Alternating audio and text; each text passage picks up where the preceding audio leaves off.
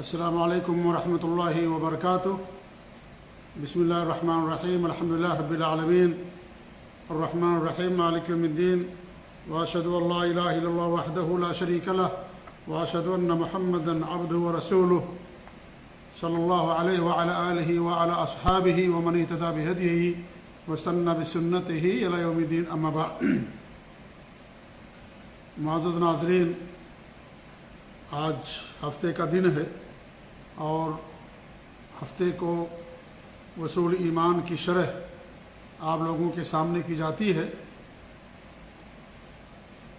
اس سے پہلے ایک باب میں نے شروع کیا تھا اور وہ باب تھا کہ قرآن کے اندر جو متشابہ آیات ہیں ان کے اتباع کی خطرناکی، یعنی متشابہ آیات کی جو اتباع اور پیروی کرے گا وہ گمراہ ہو جائے گا، اور جو اہل زیغ و ضلال ہیں، جو سلف صالحین کے عقیدے اور منہج پر نہیں ہیں، وہ متشابہ آیات کی اتباع کرتے ہیں، اور جو محکم آیات ہیں، واضح اور مفسر اور واضح آیات ہیں، ان کو چھوڑ کر کے جو متشابہ آیات اور احکام ہیں یا آیات ہیں ان کے پیچھے پڑے رہتے ہیں۔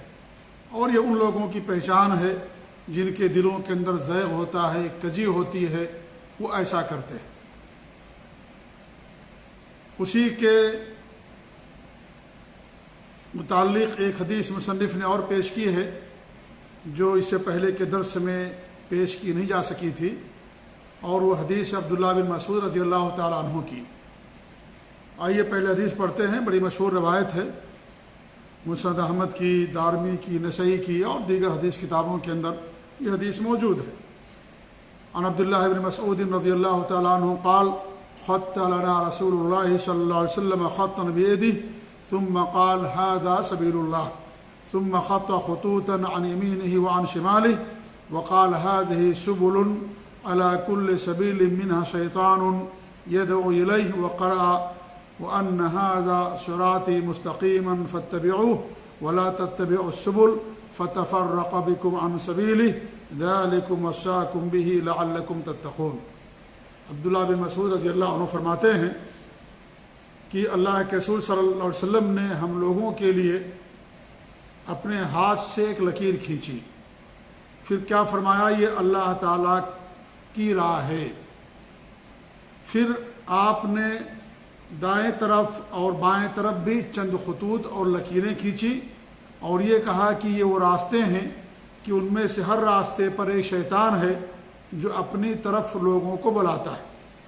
پھر آپ نے آیت کریمہ کی تلاوت کی کہ وَأَنَّ هَذَا صِرَاطِي مُسْتَقِيمًا، کہ یہ میری سیدھی راہ ہے، فَاتَّبِعُوهُ، اسی کا اتباع کرو، اسی کی پیروی کرو، وَلَا تَتَّبِعُوا السُّبُلَ، اور دیگر راہوں کا اتباع اور پیروی نہ کرو، فَتَفَرَّقَ بِكُمْ عَنْ سَبِيلِهِ، کیونکہ یہ دیگر جو راستے ہیں یہ تمہیں اللہ کی راہ سے دور کر دیں گے، بھٹکا دیں گے۔ ذَلِكُمْ وَصَّاكُمْ بِهِ، اللہ رب العالمین نے تم کو اسی بات کی وصیت کی ہے، لعلکم تتقون، تاکہ تم تقوی اختیار کرو یا متقی بن جاؤ۔ یہ حدیث بھی سابق جو حدیث گزری ہے عائشہ رضی اللہ تعالی عنہا کی، اسی سے ملتی جلتی حدیث ہے یہ۔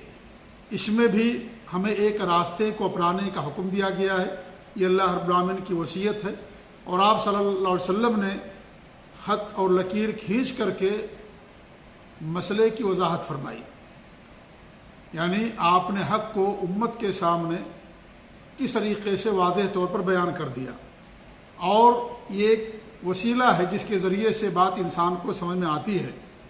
اور یہ جو یعنی آپ صلی اللہ علیہ وسلم کی تعلیم کا ایک انداز تھا کہ آپ نے لکیر کھینچ کر کے لوگوں کو بات سمجھائی، اور تاکہ یہ بات لوگوں کو زیادہ سمجھ میں آ جائے، اس لیے آپ نے اس لکیر کا سہارا لیا، اور لکیر کے ذریعے سے لکیریں کھینچ کر کے آپ نے لوگوں کو بات بتائی۔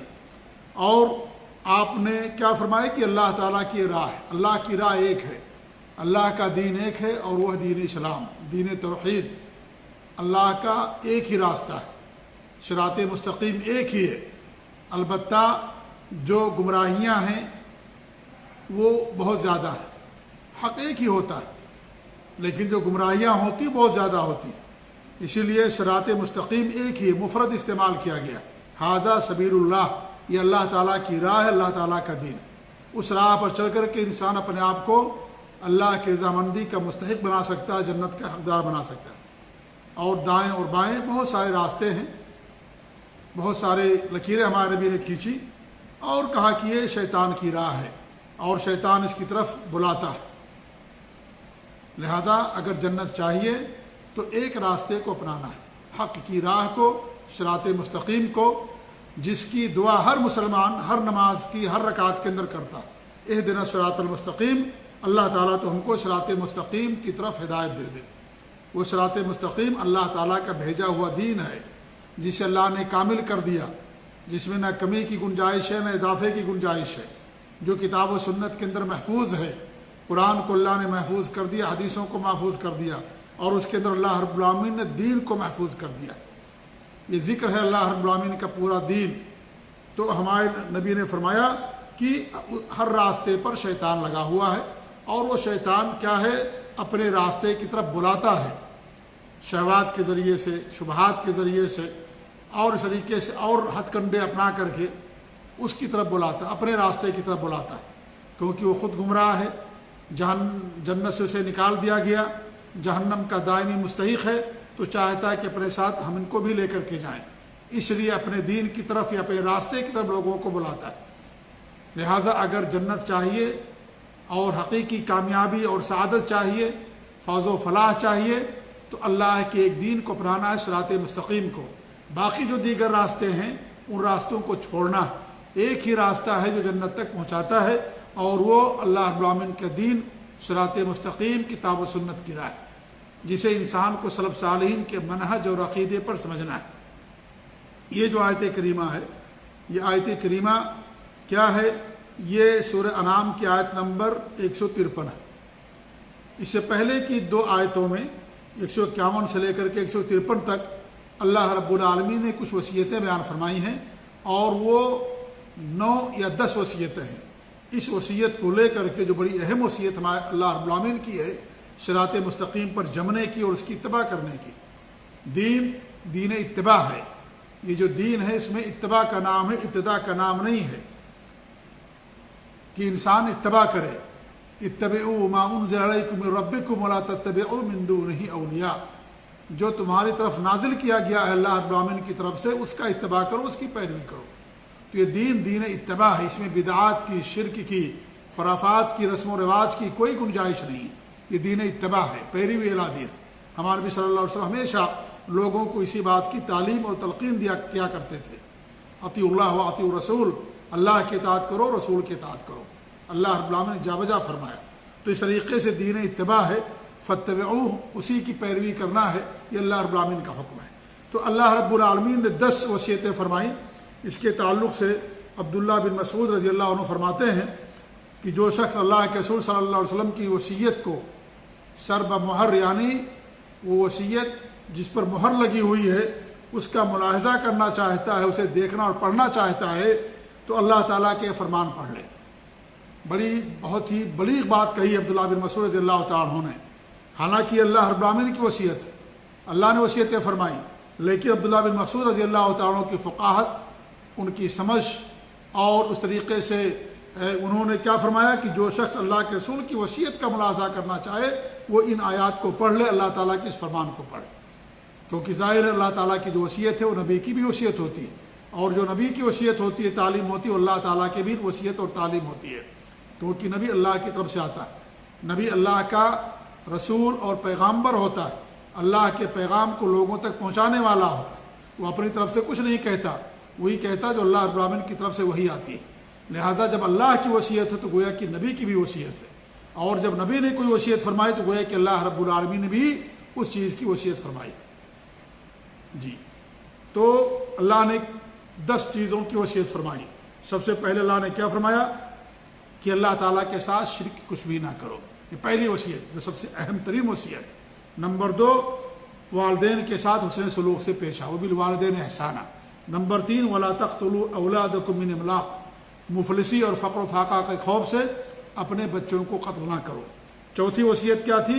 ولا تقربوا الفواحش ما ظهر منها وما بطن، فواحش کے قریب بھی نہ پھٹکو، نہ جاؤ اس کے قریب۔ فواحش یعنی ہر وہ گناہ، ہر وہ نافرمانی جو بہت زیادہ قبیح ہو، بہت زیادہ یعنی سنگین ہو، خطرناک ہو، اسے فواحش کہا جاتا ہے۔ تو نہ اعلانیہ طور پر اور نہ ہی خلوت اور تنہائی میں فواحش کے قریب نہ جاؤ، گناہوں کے، برائیوں کے، نافرمانیوں کے قریب بھی نہ جاؤ۔ پانچویں وصیت کیا فرمائی؟ ولا تقتلوا النفس التي حرم الله الا بالحق، اور ناحق کسی کو قتل نہ کرو، قتل کرنے سے منع کیا گیا۔ نمبر 6 ولا تقربوا مال یتیم، یتیم کے مال کے قریب بھی نہ جاؤ۔ ہاں احسن طریقے سے کہ جو تم محنت کرتے ہو، اگر تمہارے پاس مال نہیں ہے تو تم اتنی محنت کے مطابق ان سے لے سکتے ہو۔ تو یہ چھٹی وصیت اللہ نے فرمائی۔ اور ساتویں وصیت وَأَوْفُوا الْكَيْلَ وَالْمِيزَانَ بِالْقِسْطِ، اور انصاف کے ساتھ، عدل کے ساتھ کیا کرو؟ پورا کرو، یعنی ناپ تول پورا کرو، ناپ تول میں کمی بیشی نہ کرو، نہ لینے میں نہ جو ہے، اگر دینے میں زیادہ دے دو تو الحمدللہ اچھی بات ہے، ایسا نہیں ہے، لیکن ایسا نہ ہو کہ لو زیادہ ان کو کم دو، تو ناپ تول میں کمی نہ کرو بلکہ پورا کرو۔ اور آٹھویں وصیت اللہ نے فرمائی وَإِذَا قُلْتُمْ فَاعْدِلُوا، اور جب تم کہو تو عدل کے ساتھ کہو، عدل کے ساتھ کہو، چاہے تمہارے رشتہ داروں کے ہی متعلق بات کیوں نہ، سب کے ساتھ، ہمیں اپنوں کے ساتھ بھی، دشمنوں کے ساتھ، غیروں کے ساتھ، سب کے ساتھ اللہ رب العالمین نے ہمیں عدل کے ساتھ بات کہنے کا حکم دیا ہے۔ نویں وصیت اللہ نے فرمائی کہ وہ بِعَهْدِ اللَّهِ أَوْفُوا، اللہ کے عہد کو پورا کرو۔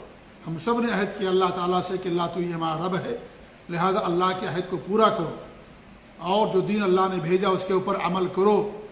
یہ اللہ رب العالمین فرما رہا ہے کہ اللہ کے وعدے، عہد کو پورا کرو، تم نے عہد کیا ہے لہذا اللہ رب العالمین کے عہد کو پورا کرو، اس کے دین پر عمل کرو، جو دین اللہ رب العالمین نے اپنے نبی کو دے کر کے دنیا کے اندر بھیجا۔ یہ اللہ تعالیٰ کی وصیتیں ہیں، اللہ کا دین ہے، اللہ تعالیٰ کا عہد ہے، اللہ یہ صراط مستقیم ہے، اس کو پورا کرو، اس میں کوئی کمی اور زیادتی نہ کرو۔ یہ اللہ رب العالمین نے نویں وصیت فرمائی۔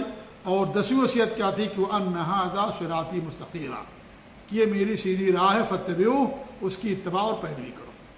اللہ نے ایک ہی دین دنیا کے اندر بھیجا، حضرت آدم سے لے کر کے ہمارے نبی تک، ایک ہی دین، اور وہ دین اسلام، توحید اور کا دین ہے وہ، لہذا اس کے علاوہ کوئی دین اللہ رب العالمین قبول نہیں کرے گا۔ تمام نبیوں کا دین ایک ہی تھا، دین توحید۔